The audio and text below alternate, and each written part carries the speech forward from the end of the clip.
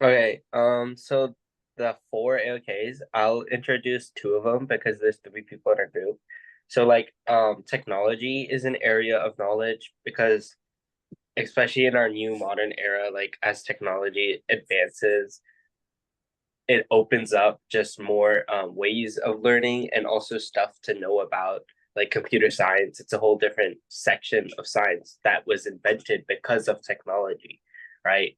So it's a complete area of knowledge. And then say language is an area of knowledge because it's like communication. So not only in the sense of like talking and speaking, but like writing and scripting and reading, all of that is an area of knowledge in itself because that's how you communicate with others, how you can communicate with past generations, and how you could communicate with future generations. So yeah. Yeah, I agree, guys. And also with the recent newest, I wouldn't call it new anymore, but the most like interesting technology to me of our century, I guess, would be like the coming usage of AI.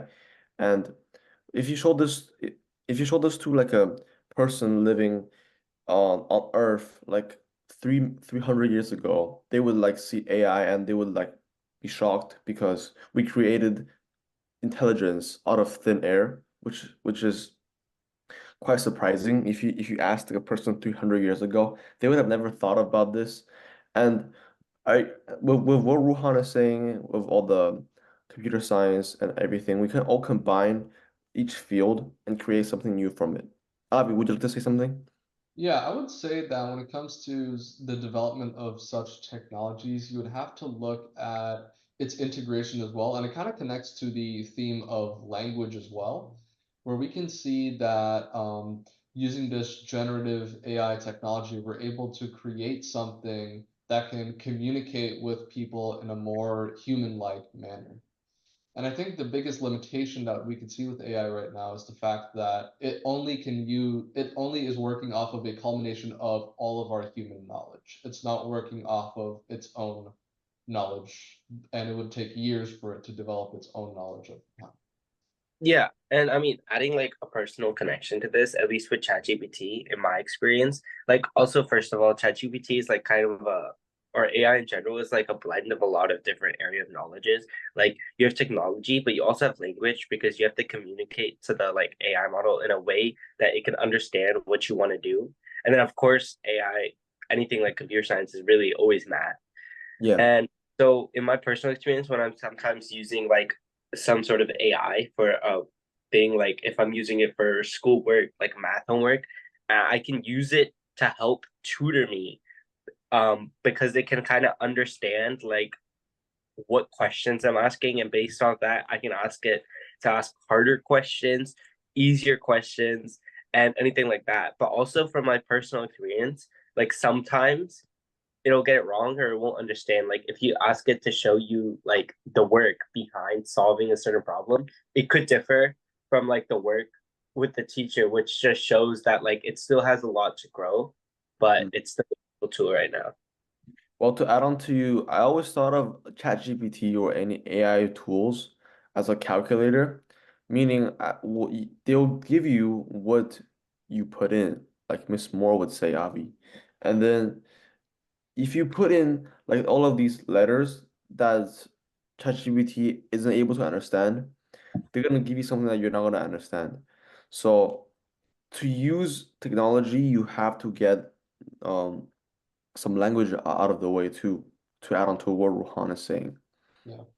I think we've talked a good amount of technology, and I feel like when it comes to generative AI and it not being able to understand certain terms or certain ways of speech, we could see that connection with the idea of language, and we understand language to be this area of knowledge for how we are able to communicate knowledge to one another and how we are able to transfer and preserve knowledge throughout our society over time.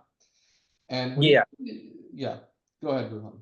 I'm gonna connect this to human sciences because like lately, as we've seen, I think ChatGPT and other AI models have started making like robots or AI robots that can like communicate to you in a more humanly manner. Like I don't know if you guys saw like the ChatGPT robot video of them like eating an apple and like doing the dish, or giving the human an apple and doing the dishes and stuff like that, which I think is really like it's advancing at such a fast rate, because I feel like just like a couple days ago it had just came out and I was using it in online school, and now they're creating actual robots that you can ask to give you food, and it gives you the apple instead of something like a plate, and it can do the dishes for you. And this kind of connects to human sciences, because now they're incorporating like human movements and biology and stuff like that. It's understanding humans at a deeper level. And I'm just curious as to like how it would grow in the future, maybe coming to a level where it could like be a health thing for humans and help humans like in a healthy way. Like maybe the elderly, help them like walk, or disabled people, something like that. I think that's kind of interesting to talk about. Yeah. I like that you brought it up. I'm not sure if you guys have noticed this like pretty insane detail they went into the robots, but I personally noticed the video being super scary where the robot was giving the hu was talk also has dialogue, and while it's handing the apple to the human, it was speaking to the human, and while it stuttered a little bit, which is so scary. Which I don't know. I'm not sure how we can program. Um, s- I'm programming that onto a robot. Yeah, I actually did notice that. I saw the video on like I think it was TikTok or something, and I did notice the video caption was actually like the robot says or something. And when I was listening, it said I think it was yeah, when he was asking for the apple and she was like and she literally said which I was like, what the heck? Like that's kind of crazy to think about. Like they're literally talking as if a human would talk. And the more surprise, like the speed that they're advancing is like actually just crazy. Like I can't even imagine how insane it would be in just say 1 or 2 years. Like, will we just be seeing robots all around us? Like, it could be insane, you know? Yeah.